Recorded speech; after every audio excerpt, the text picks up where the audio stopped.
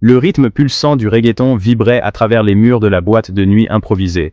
Un contraste saisissant avec la scène qui s'est déroulée lorsque les agents fédéraux ont investi la foule sans méfiance. Il ne s'agissait pas d'une descente de police ordinaire.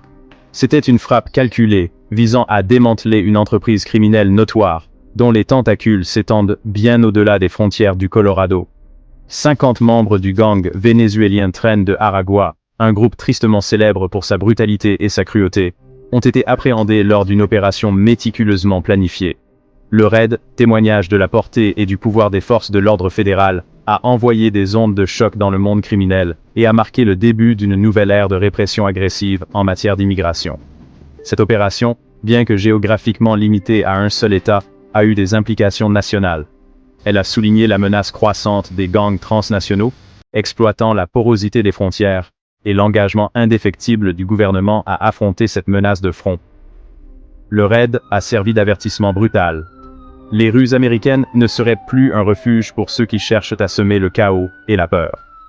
Le succès du raid du Colorado a reposé sur des mois de collecte minutieuse de renseignements, une planification méticuleuse et une coordination transparente entre plusieurs agences fédérales. C'était une démonstration claire de ce qui pouvait être accompli lorsque les ressources étaient déployées stratégiquement et que les agences travaillaient à l'unisson, transcendant les frontières juridictionnelles pour combattre un ennemi commun. Le message était clair, l'étau se resserrait et ceux qui cherchaient à agir en dehors de la loi seraient traduits en justice. Le raid du Colorado n'était pas un incident isolé, mais plutôt le reflet d'une répression nationale beaucoup plus large contre les immigrants sans papier. De la métropole animée de New York aux rues ensoleillées de Miami, une vague d'opérations de l'ICE a ébranlé les communautés et a déclenché un débat acharé sur les tactiques de répression en matière d'immigration.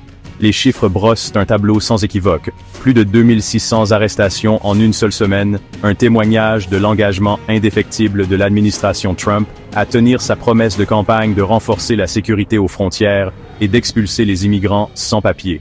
Cette escalade dramatique des activités de répression marque une rupture avec l'approche de l'ère Obama, qui donnait la priorité à l'expulsion des criminels dangereux, tout en offrant une certaine indulgence à ceux qui n'avaient pas de casier judiciaire.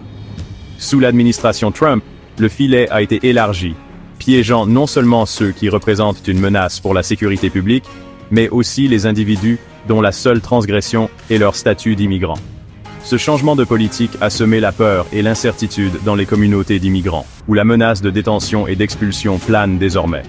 La vague d'opérations de l'ICE s'est accompagnée d'une extension des pouvoirs de l'agence, permettant aux agents d'effectuer des arrestations dans un plus large éventail de lieux et de circonstances. Cela inclut des zones auparavant considérées comme interdites, telles que les écoles, les églises et les hôpitaux, ce qui soulève des inquiétudes quant au risque de profilage racial et à l'érosion de la confiance entre les forces de l'ordre et les communautés d'immigrants. L'utilisation d'avions militaires pour faciliter les expulsions souligne encore l'engagement de l'administration à accélérer les renvois, alors même que les critiques dénoncent cette pratique comme inhumaine et un gaspillage de ressources. Le bras long de la loi s'est encore allongé, atteignant le cœur de communautés autrefois considérées comme des sanctuaires à l'abri des tempêtes de la politique d'immigration. N'étant plus confinés à l'ombre des palais de justice ou à l'anonymat des postes de contrôle routier, les agents de l'ICE, armés de pouvoirs accrus et encouragés par un mandat des plus hautes sphères du gouvernement, opèrent désormais avec un niveau d'autonomie et d'autorité jamais vu de mémoire récente. Ce changement de stratégie a brouillé les lignes entre la justice pénale et l'application des lois sur l'immigration, laissant certaines communautés se demander si elles vivent désormais dans un état policier. L'utilisation d'avions militaires, autrefois réservés au transport des troupes et du matériel, fait désormais partie intégrante du mécanisme gouvernemental d'expulsion. Les images d'avions cargo C-130, autrefois symbole de la puissance militaire américaine, évoquent désormais la peur et le désespoir alors qu'ils transportent des immigrants sans papier vers des pays que beaucoup n'ont jamais connus. Cette militarisation des expulsions a été condamnée par les groupes de défense des droits de l'homme qui soutiennent qu'il s'agit d'un usage cruel et inutile de la force. L'élargissement des pouvoirs de l'ICE et le déploiement de moyens militaires marquent une escalade significative des efforts du gouvernement pour dissuader l'immigration clandestine et accélérer les expulsions. Les critiques soutiennent que ces tactiques sont contre-productives, créant un climat de peur qui pousse les communautés d'immigrants à se cacher davantage et rend plus difficile l'établissement de la confiance et de la coopération.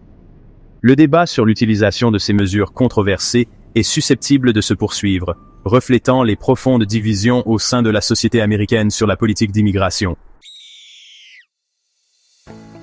Section 4. Un assaut coordonné. Le rôle de la collaboration inter-agences. La lutte contre l'immigration clandestine est menée sur plusieurs fronts, avec des agences qui opéraient autrefois dans des domaines cloisonnés, unissant désormais leurs forces dans une attaque coordonnée contre ce que l'administration considère comme une menace pour la sécurité nationale. La Drug Enforcement Administration, DEA, le Federal Bureau of Investigation, FBI, et le Bureau of Alcohol, Tobacco, Firearms and Explosives, ATF, ont tous été enrôlés dans cet effort, leurs ressources et leur expertise étant désormais mises à profit pour résoudre un problème qui transcende les frontières traditionnelles de l'application de la loi. Cette collaboration inter-agences, bien que saluée par les partisans d'un contrôle plus strict de l'immigration, a suscité des inquiétudes quant à la dérive des missions et au risque d'abus. La DEA, traditionnellement axée sur le démantèlement des cartels de la drogue et la lutte contre le flux de stupéfiants aux États-Unis, joue désormais un rôle plus important dans la lutte contre l'immigration clandestine, en particulier dans les régions frontalières, où les frontières entre le trafic de drogue et la traite des êtres humains sont souvent floues. Le FBI, longtemps chargé d'enquêter sur le terrorisme et autres crimes fédéraux, a également vu sa mission s'étendre à la poursuite des immigrants sans papier, en particulier ceux qui ont un casier judiciaire ou des liens présumés avec des gangs. L'ATF, connu pour son expertise en matière de trafic d'armes à feu et d'enquête sur les explosifs, a également été impliqué dans la mêlée, chargé d'intercepter les armes et autres articles de contrebande, souvent introduits clandestinement à la frontière. Cette approche multi-agence, bien que potentiellement efficace pour appréhender les criminels et perturber les réseaux criminels, a également soulevé des inquiétudes quant à l'érosion des libertés civiles et à la militarisation des forces de l'ordre. Cinquième section.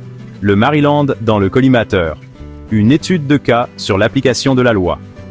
L'État du Maryland, avec sa population diversifiée et sa relation complexe avec l'immigration, est devenu un point central du débat national sur l'application des lois sur l'immigration. La récente arrestation d'Anderson Giovanni Romero, un ressortissant salvadorien de 19 ans et membre présumé du gang MS-13 à Hyattsville, dans le Maryland, a mis en lumière les défis et la complexité de l'équilibre entre les préoccupations de sécurité publique et les droits des immigrants sans papier. L'arrestation de Romero, bien que présentée par l'ICE comme une victoire dans la lutte contre la violence des gangs, a également ravivé les tensions entre les autorités fédérales de l'immigration et les organismes locaux chargés de l'application de la loi. Le cas de Romero est emblématique des défis complexes auxquels sont confrontés les organismes chargés de l'application de la loi, qui doivent naviguer dans les eaux souvent troubles de l'application des lois sur l'immigration.